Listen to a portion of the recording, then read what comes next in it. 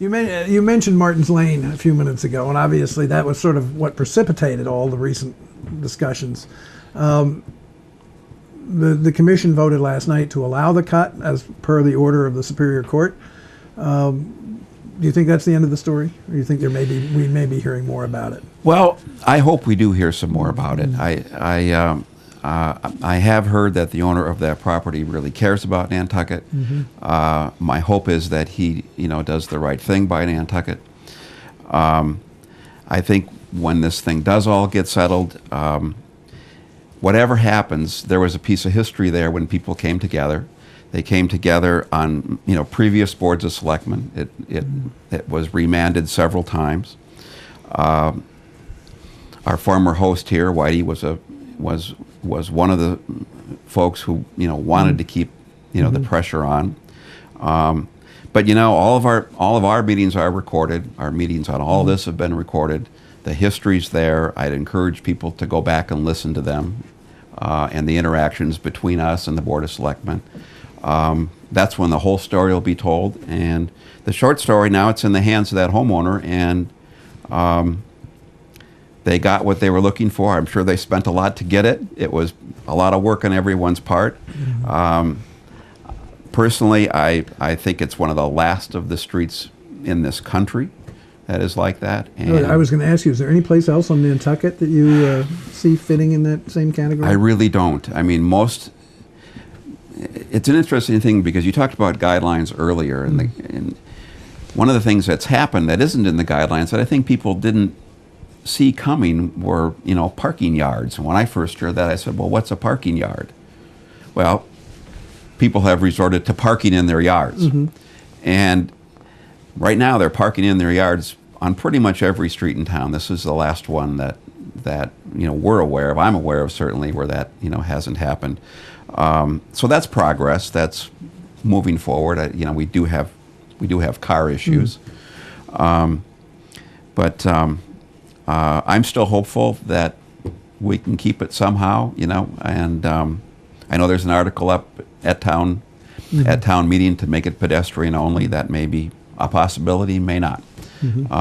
But hope springs eternal, and we win some battles and some we don't. Right. So there we go. Another question that I've asked at Meet the Candidates forums recently, or not recently because I haven't done them recently, but was, and maybe I asked you this when you were up, I can't remember, but do you think Upper Main Street as it currently is, would ever have been built if there was an HDC at the time? The residential section from Fair Street on up to the monument and so forth, which is so diverse in its character and so many different styles and isn't it wonderful? It's fabulous. Yeah. That's my point. Well, that's a good question. And if something like that were to happen, how could nothing like that could happen here now? And maybe that's I don't know whether you think that's a good thing or a bad thing. Yes, that's an interesting question. I think if we would have had controls, so to speak, back then, a lot of different styles of architecture wouldn't have arrived. But the fact is, they came here. This island was very blessed to get a lot of wonderful, pieces of architecture, and over time has maintained them, I think, in pretty good stead. There are things that happen out there that I think will evolve over time. There are some other contemporary pieces that I think we would still protect today, even though we might not have one come in. The goal, I think, is to keep those neighborhoods consistent and to let some flourish in different ways than others. So what do you see as the sort of the short term and then the longer term effect of this? I think short term, we're not done discussing. We had a good session on the 6th of December. We've rescheduled another follow-up session for the 17th of January, tentatively, if we can get space. Sometimes getting space is a problem. I think some good dialogue was started. We didn't have a chance to really discuss it much. So would this be with town council again, or just perhaps? Yeah. But it's certainly open to the community. Over time, we have one organizational meeting a year. That's kind of a difficult way to manage any group when you're meeting that often and don't really have a time to sit down and chat about things that are outside of the applications at hand.